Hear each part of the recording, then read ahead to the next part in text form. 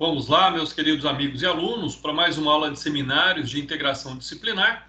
E hoje, então, dando continuidade à análise do pacote anticrime, nós vamos aí fazer mais alguns comentários sobre as alterações que este pacote, que esta legislação trouxe, então, para o ordenamento jurídico.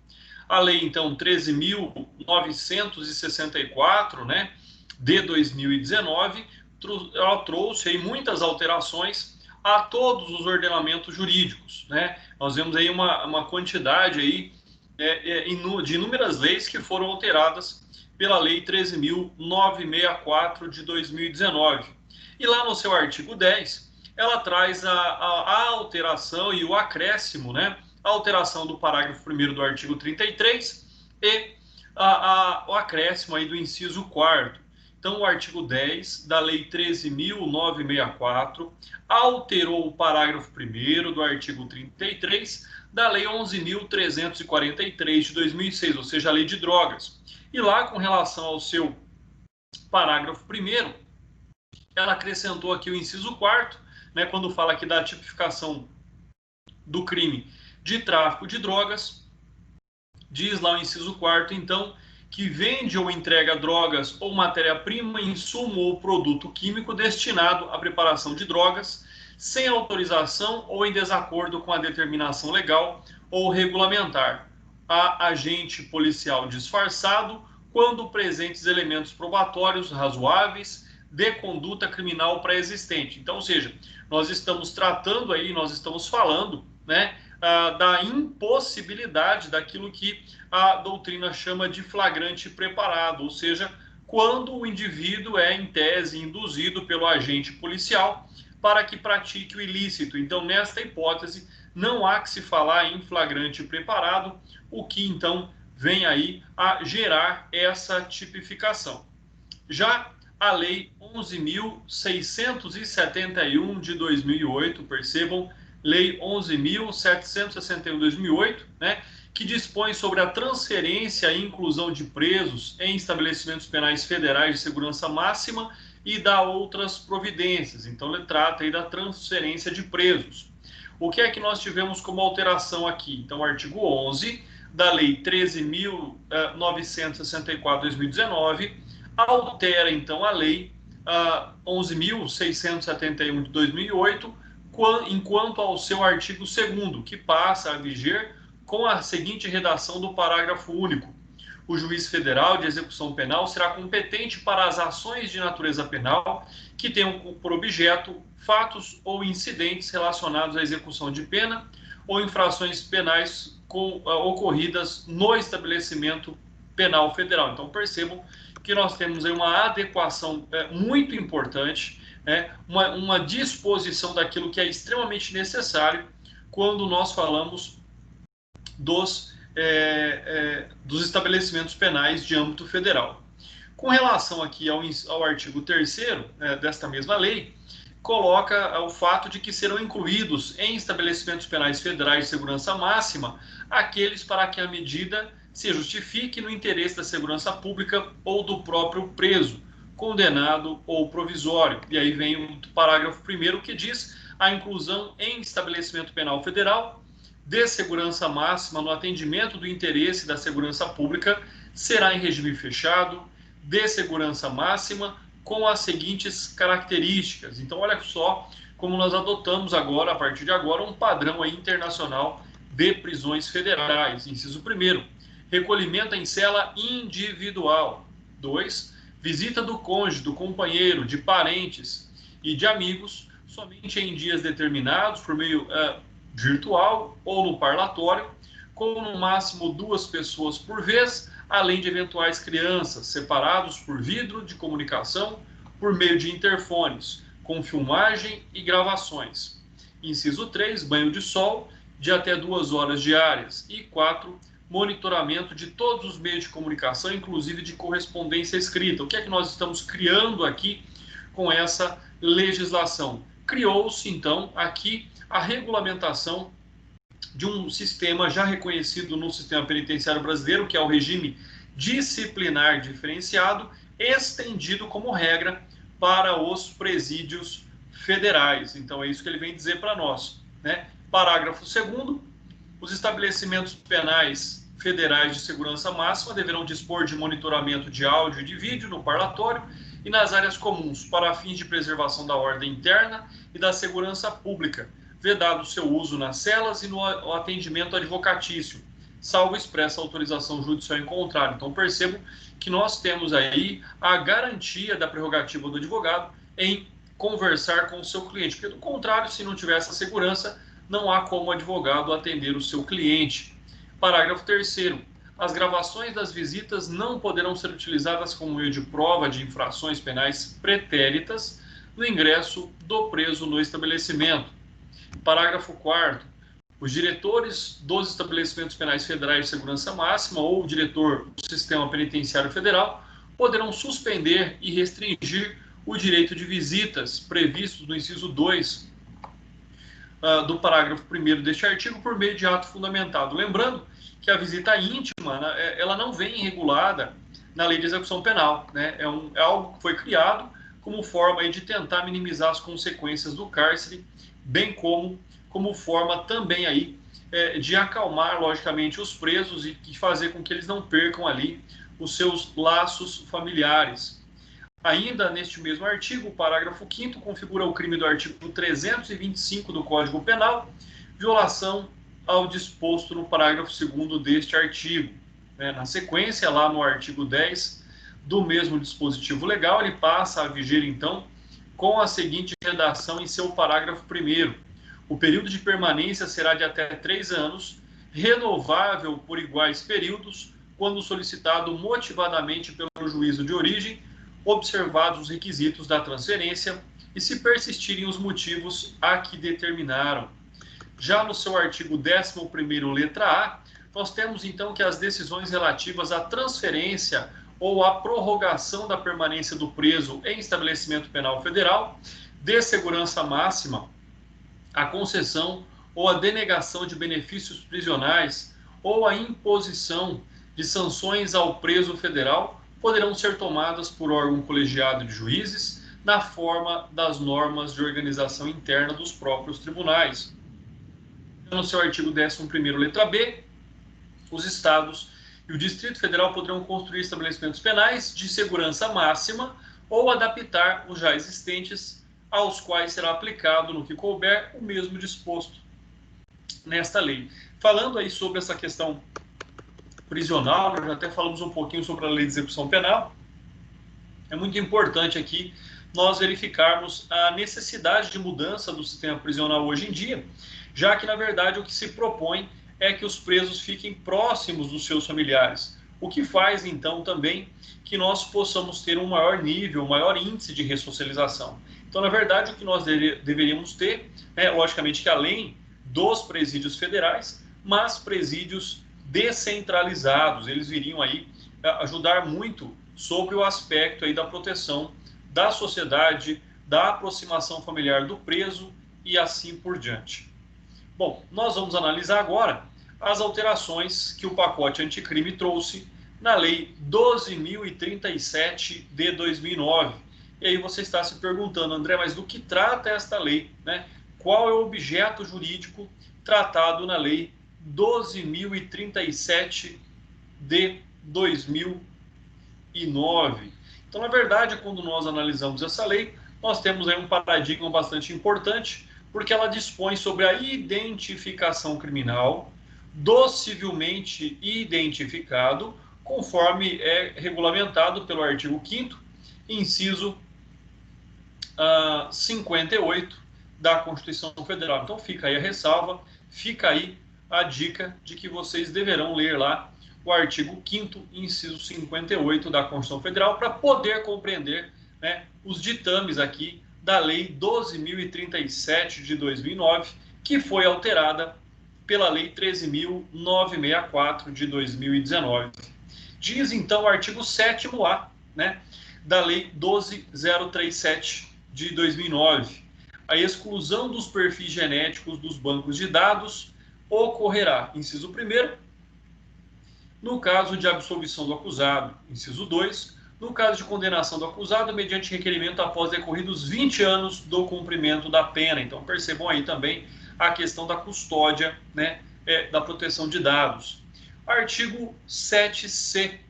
O artigo 7C, ele diz que fica autorizada a criação no Ministério da Justiça e Segurança Pública do Banco Nacional Multibiométrico e de Impressões Digitais, né? Parágrafo 1º, a formação, a gestão e o acesso ao Banco Nacional Multibiométrico e de Impressões Digitais serão regulamentados em ato do Poder Executivo Federal. Já o parágrafo 2º do banco diz que o Banco Nacional Biométrico e de Impressões Digitais tem como objetivo armazenar dados de registros biométricos, de impressões digitais e, quando possível, de íris, face e voz, para subsidiar investigações criminais federais, estaduais ou distritais. Já o parágrafo 3º deste mesmo artigo diz ainda que o Banco Nacional Multibiométrico e de Impressões Digitais será integrado pelos registros biométricos de impressões digitais, de íris, de face e de voz, colhidos em investigações criminais ou por ocasião da identificação criminal. Já aqui no seu parágrafo 4º, ele diz que poderão ser colhidos os registros biométricos de impressões digitais, de íris, de face e de voz dos presos, provisórios ou definitivos, quando não tiverem sido extraídos por ocasião da identificação criminal. Já aqui no seu parágrafo 5º, ele traz para nós que poderão integrar o Banco Nacional Multibiométrico e de Impressões Digitais ou com ele interoperar os dados de registros constantes em quaisquer bancos de dados geridos pelos órgãos do Poder Executivo, Legislativo e Judiciário das esferas federal, estadual e distrital, inclusive do Tribunal Superior Eleitoral e pelos institutos de identificação civil. Já o parágrafo 6º diz que no caso de bancos de dados de identificação de natureza civil, administrativa ou eleitoral, a integração ou compartilhamento dos registros do Banco Nacional Multibiométrico de Impressões Digitais será limitado às impressões digitais e às informações necessárias para a identificação do seu titular. Já o parágrafo 7º, a integração ou a interoperação dos dados de registros multibiométricos constantes de bancos de dados com o Banco Nacional Multibiométrico e de Impressões Digitais ocorrerá por meio de acordo ou convênio com a unidade gestora. Parágrafo 8º vem dizer para nós que os dados constantes aqui do Banco Multibiométrico e de Impressões Digitais terão caráter sigiloso e aquele que permitir ou promover a sua utilização para fins diversos dos previstos nesta lei ou em decisão judicial, responderá civil, penal e administrativamente. Parágrafo 9º, as informações obtidas a partir da coincidência de registros biométricos relacionados a crimes deverão ser consignadas em laudo pericial, firmado por perito oficial habilitado. Parágrafo 10º. É vedada a comercialização total ou parcial da base de dados do Banco Nacional Multibiométrico e de Impressões Digitais. Já o parágrafo 11º, a autoridade policial e o Ministério Público poderão requerer ao juiz competente, no caso de inquérito ou de ação penal instaurados, o acesso ao Banco Nacional Multibiométrico e de Impressões Digitais. Pessoal, e aí logicamente vai ficar uma crítica, né? Além desse banco multibiométrico e de impressões digitais ser de fato importante, mas nós estamos além disso. A tecnologia que existe hoje para a identificação do indivíduo, ela vai além, né? Nós temos a estação da íris, da face, mas na verdade o que se propõe é a criação de um banco genético de dados de criminosos, porque eles são muito mais confiáveis sobre o aspecto, sobre a condição de proteção e colaboração com a justiça em processos judiciais. Veremos agora, então, as alterações, né, que sofreu aí a Lei 12.694 de 2012. E aí, mais uma vez, você vai se perguntar, André, que lei é essa? Lei 12.694 de 2012. É isso aí? É isso aí. Então, essa lei, ela dispõe sobre o processo e o julgamento colegiado em primeiro grau de jurisdição de crimes praticados por organizações criminosas, ela altera o Código Penal, ela altera o Código de Processo Penal, ela altera a lei, o Código de Trânsito Brasileiro também sobre esse aspecto. Então, dispõe sobre o processo e julgamento colegiado em primeiro grau de jurisdição de crimes praticados por organizações criminosas. Então, percebam aí qual é, de fato, o objetivo desta lei. E ela vem, então, ter aí acrescido o artigo 1º-A, que tem a seguinte redação. A redação deste artigo diz que os tribunais de justiça e os tribunais regionais federais poderão instalar nas comarcas sedes de circunscrição ou seção judiciária, mediante resolução, criminais colegiadas com competência aí para o julgamento e processamento destes feitos, né? Nós temos ainda o inciso 1º deste mesmo artigo que diz de crime de pertinência a organizações criminosas armadas ou que tenham armas à disposição. E inciso 2 do crime, né? Do artigo 288-A do Código Penal. Inciso 3, das infrações penais conexas aos crimes a que se referem os incisos 1 e 2 caput deste artigo. E ele continua dizendo, então, no seu parágrafo 1º, as varas criminais colegiadas terão competência para todos os atos jurisdicionais no decorrer da investigação, da ação penal e da execução da pena, inclusive a transferência do preso para estabelecimento prisional de segurança máxima ou para regime disciplinar diferenciado. Parágrafo 2º, ao receber, segundo as regras normais de distribuição, processos ou procedimentos que tenham por objetivo os crimes mencionados no caput deste artigo, o juiz deverá declinar da competência e remeter os autos em qualquer fase em que se encontrem à vara criminal colegiada de sua circunscrição ou seção judiciária.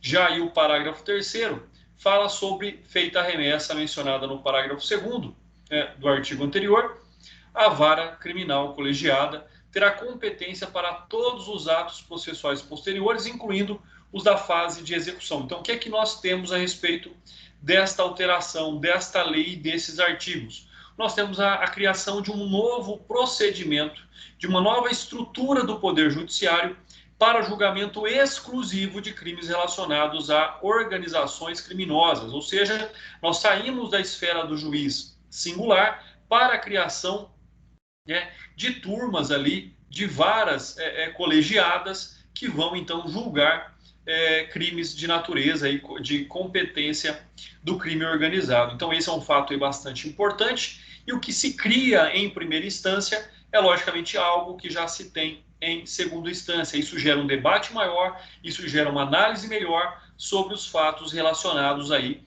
aos crimes organizados. Na sequência, nós temos a Lei 12.850 de 2013. Então, vamos lá ver o que é que fala a Lei 12.850 de 2013. Define organização criminosa e dispõe sobre a investigação criminal, os meios de obtenção de prova das infrações penais correlatas e o procedimento criminal. Altera, então, o Código Penal e altera também ali, revoga, melhor dizendo, ele altera o Código Penal e revoga a Lei 9.034 de 95, que já tratava deste tema então. Então, sobre essa situação, sobre a Lei 12.850 de 2013, nós tivemos aí o acréscimo do parágrafo 8º e 9º ao artigo 2º. E o que é que vem dizer, então? As lideranças de organizações criminosas armadas ou que tenham armas à disposição deverão iniciar o cumprimento de pena em estabelecimentos penais de segurança máxima. Parágrafo 9º. O condenado expressamente em sentença por integrar organização criminosa ou por crime praticado por meio de organização criminosa não poderá progredir de regime de cumprimento de pena ou obter livramento condicional ou outros benefícios prisionais, se houver elementos probatórios que indiquem a manutenção associativa. Então, percebam aqui que o que ele diz para nós são duas situações distintas e extremamente importantes, né? Lá no parágrafo 8º, ele vem dizer que esses membros de organizações criminosas devem cumprir suas penas em estabelecimentos de segurança máxima, né? Já o parágrafo, perdão, já o parágrafo 9º, ele traz então critérios um tanto quanto importantes, já que ele proíbe, ele não permite mais aqui a progressão de regime ou livramento condicional ou qualquer outro benefício prisional, se ainda estiver prova da manutenção do vínculo associativo. Ou seja, não é na verdade aqui que não pode mais ter esses benefícios penais, não pode ter aqueles que ainda tiverem vínculos associativos com as organizações criminosas. Sobre esta questão, ainda traz a seção 1 da colaboração premiada, ou seja, vem explicar aqui no seu artigo 3º-A, 3º-B, 3º-C,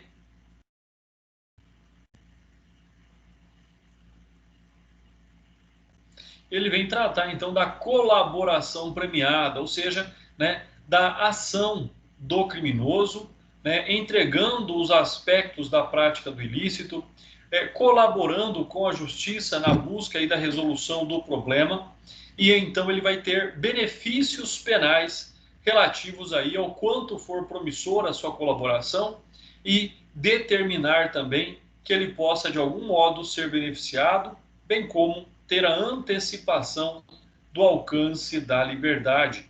Já o artigo 4º aí ainda, ele foi acrescido pelos parágrafos 4º, 4A, né, que dizem 7º, que diz o seguinte, parágrafo 4º, nas mesmas hipóteses do caput deste artigo, o Ministério Público poderá deixar de oferecer a denúncia se a proposta de acordo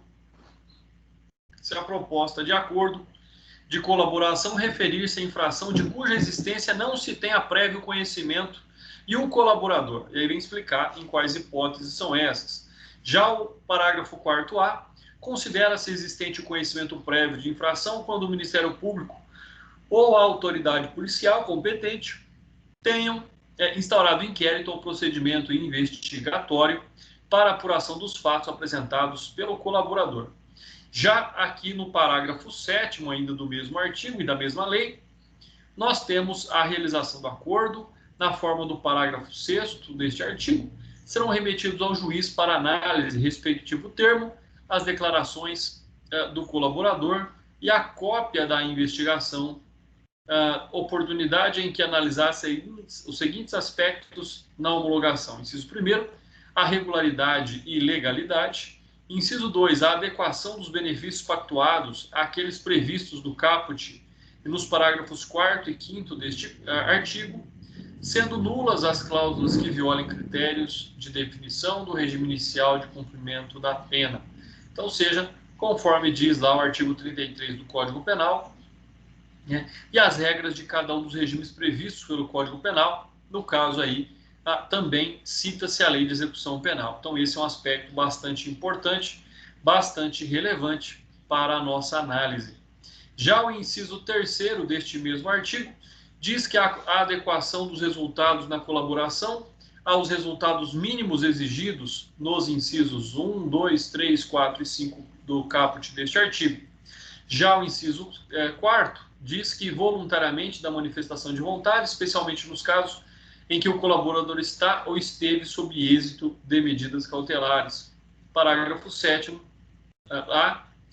letra A, o juiz ou tribunal deve proceder à análise fundamentada do mérito da denúncia, do perdão judicial e das primeiras etapas da aplicação da pena nos termos do Código Penal e Código de Processo Penal. E assim seguem-se, né? O artigo 7º-B fala que são nulas de pleno direito as previsões de renúncia ao direito de impugnar decisão homologatória. Artigo 8º, o juiz poderá recusar a homologação e não atender se ela não atender os requisitos legais, devolvendo às partes para as adequações necessárias. Então, esse é um outro aspecto também aí bastante importante.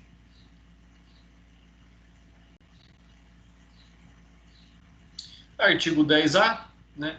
Em todas as fases do processo, deve-se garantir ao réu delatado a oportunidade de manifestar-se após o decurso do prazo concedido pelo réu, o autor que o delatou. Parágrafo 13º.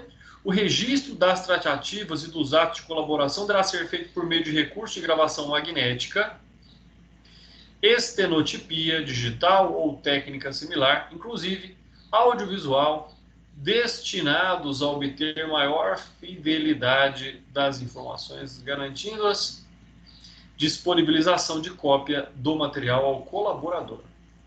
Já aqui no parágrafo 6º, nenhuma das seguintes matérias será declarada ou proferida com fundamento apenas nas declarações do ofendido. Então percebam aí um fato bastante interessante, que é a proteção à imagem, a proteção ao nome do criminoso. Então esse é um fato aí que nos traz então bastante surpresa quanto a isso. Então quais são essas situações? Olha só, nenhuma das seguintes medidas será decretada ou proferida com fundamento apenas em declarações do colaborador. E aí nós temos então medidas cautelares reais ou pessoais, recebimento de denúncia ou queixa-crime, sentença condenatória. O acordo homologado poderá ser rescindido em caso de omissão dolosa ou culposa. O acordo homologado poderá ser rescindido em caso de omissão dolosa, somente dolosa, sobre os fatos objeto da colaboração. Somente dolosa, pessoal, perdoem a falha aí. Parágrafo 18º, o acordo de colaboração premiada pressupõe que o colaborador cesse o envolvimento em conduta ilícita relacionadas ao objeto da colaboração e sob pena de rescisão. Então percebam aí também as consequências do não cumprimento da colaboração premiada. Quanto ao artigo 5º do texto aqui em análise, da lei em análise, nós então trataremos aí de questões próprias, de questões inerentes à proteção do indivíduo. Então, o artigo 5º desta lei que nós estamos aqui analisando diz que cumprir, lá no seu inciso 6º, cumprir pena ou prisão cautelar em estabelecimento penal diverso dos demais corréus. Muitas vezes é importante, então, separar o réu dos seus parceiros criminosos ou de qualquer outra pessoa que possa aí o influenciar negativamente. Por isso que vem em reforço daquilo que fala o artigo 7º, lá no seu parágrafo 3º, que o acordo de celebração premiada e os depoimentos do colaborador serão mantidos em sigilo até o recebimento da denúncia ou da queixa, sendo vedado ao magistrado desistir da sua possibilidade em qualquer tempo. Artigo 10, letra A. Será submetida a ação de agentes da Polícia infiltrados virtual, obedecidos os requisitos do caput do artigo 10, na internet ou com o fim de investigar crimes previstos nesta lei e a eles, então, conexos praticados por organizações criminosas, desde que demonstrada a sua necessidade e indicados aí o alcance das tarefas dos policiais. Os nomes, o apelido das pessoas investigadas e, quando possível, seus dados pessoais.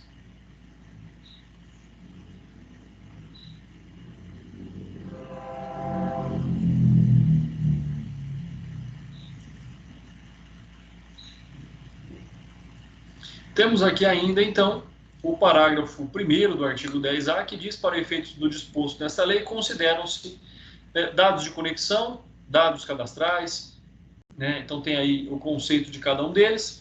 Já no parágrafo 2º, na hipótese de representação do delegado de polícia, o juiz competente, antes de decidir ao Ministério Público. Parágrafo 3º, será admitida a infiltração se houver indícios de infração penal de que trata o artigo 1º desta lei, e se as provas não puderem aí ser produzidas por outros tipos de meios. A infiltração será autorizada pelo prazo de até 6 meses, sem prejuízo de eventuais disposições.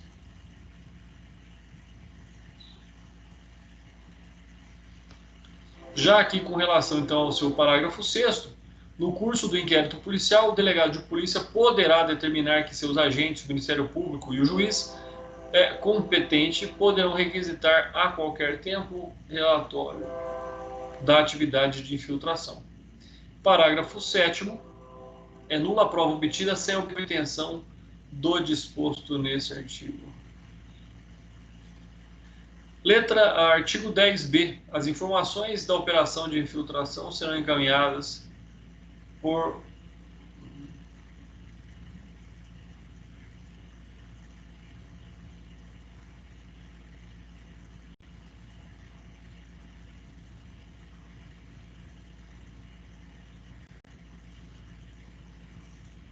Com relação, então, aqui, né, ao artigo 10c, não comete crime policial que oculta a sua identidade para, por meio da internet, colher indícios de autoria e materialidade dos crimes previstos também aqui no artigo 1º desta lei. Lá no seu parágrafo único, né, o parágrafo único do artigo 10c, o agente policial infiltrado que deixar de observar a estrita finalidade da investigação responderá pelos excessos praticados. No seu artigo 10d, concluída a investigação, todos os atos eletrônicos praticados durante a operação deverão ser registrados, gravados, armazenados e encaminhados ao juiz e ao Ministério Público, juntamente com o relatório circunstanciado. Parágrafo único. Os atos eletrônicos registrados, citados no caput deste artigo, serão reunidos em autos apartados e apensados ao processo criminal, juntamente com o inquérito policial, assegurando-se a preservação da identidade do agente policial infiltrado e a intimidade dos envolvidos. Então percebam também aí que sobre esse aspecto nós temos mais uma vez a regulamentação do trabalho do agente infiltrado, com todos os seus limites e possibilidades de atuação. Por fim, nesta análise, nós temos o artigo 11 ainda da mesma lei, que passa a vigorar aí com o parágrafo único, tendo a seguinte redação: os órgãos de registro e cadastro público poderão incluir no banco de dados próprios, mediante procedimento sigiloso e requisição da autoridade judiciária, as informações necessárias à efetividade da identidade fictícia criada nos casos de infiltração de agentes na internet. Já aqui, pessoal, no artigo 15 da Lei 13.964/2009, ele altera a Lei 13.608 de 2018. Então, o que é que fala esta lei? A lei trata aqui, então, né, sobre alguns aspectos de julgamento, ou seja, lá no seu parágrafo, no seu artigo 4º, diz que a União, os Estados, o Distrito Federal, os municípios e suas autarquias, fundações, empresas públicas e sociedade de economia mista manterão unidades de ouvidoria ou de correição para assegurar que qualquer pessoa dê direito de relatar informações sobre crimes contra a administração pública, ilícitos administrativos ou qualquer ações ou omissões lesivas ao interesse público, né? Ainda aqui traz para nós, na sua síntese, o artigo 4º e 4º-C, né?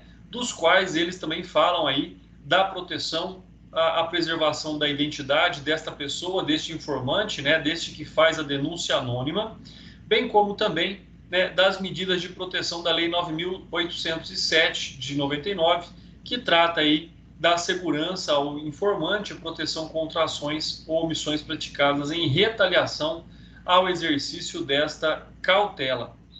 Nós temos ainda aqui, já caminhando para o final da lei, a análise, né, do pacote anticrime. Nós temos então a Lei 8.038 de 1990, né? E o que é que trata esta lei, então? Ela trata aí que institui normas procedimentais para os processos que especifica perante o Tribunal, o Superior Tribunal de Justiça, que especifica perante o Superior Tribunal de Justiça e o Supremo Tribunal Federal. Então, sobre essa questão, nós tivemos apenas aí a inclusão do parágrafo 3º, ao artigo 1º, que diz que, não sendo o caso de arquivamento, tendo investigado, confessado formal e circunstancialmente a prática da infração penal sem violência ou grave ameaça e com pena mínima inferior a 4 anos, o Ministério Público poderá propor a ele também o acordo de não persecução penal, desde que necessário e suficiente para reprovação e prevenção de crimes nos termos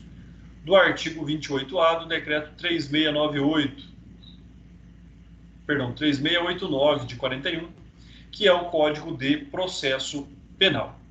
Partimos aí agora, então, para a Lei 13.756, né? Já caminhando para o final das nossas análises. O artigo 17, então, da Lei 13.964 de 2019, ele altera o artigo 3º da Lei 13.756 de 2018, que passa a vigorar em seu artigo 3º, o seu inciso 5º, com a seguinte redação: os recursos provenientes de contratos ou acordos firmados com entidades públicas ou privadas nacionais ou estrangeiras, né? Lembrando aí que esta lei trata do Fundo Nacional de Segurança Pública, o FNSP, Fundo Nacional de Segurança Pública, tá? Então, é deste o assunto que trata a Lei 13.765 de 2018. Inciso 6º, os recursos confiscados ou provenientes da alienação de bens perdidos em favor da União Federal, nos termos da legislação penal ou processual penal.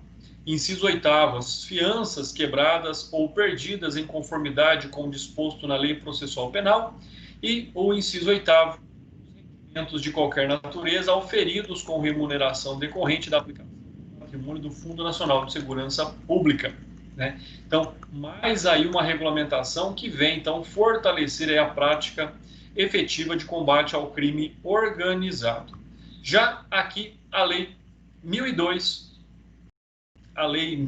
Decreto-Lei 1002 de 69, que trata do Código Penal Militar, também sofreu ações naquilo que diz respeito ao pacote anticrime, e lá passa a vigorar aí no seu artigo 16A, com a seguinte redação: nos casos em que servidores das polícias militares e dos corpos de bombeiros militares figurarem como investigados em inquéritos policiais militares e demais procedimentos extrajudiciais, cujo objeto for a investigação de fatos relacionados ao uso da força letal praticados no exercício da profissão, de forma consumada ou tentada, incluindo as situações dispostas lá já nos artigos 42 a 47 do mesmo diploma legal, ou seja, do Código Penal Militar. O indiciado poderá constituir defensor, mas vem dizer, por uma forma extensiva, aquilo que já diz ali o Código de Processo Penal, que para os casos previstos no caput deste artigo, o investigado deverá ser citado para instauração do procedimento investigatório, podendo constituir defensor no prazo de 48 horas a contar do recebimento da citação.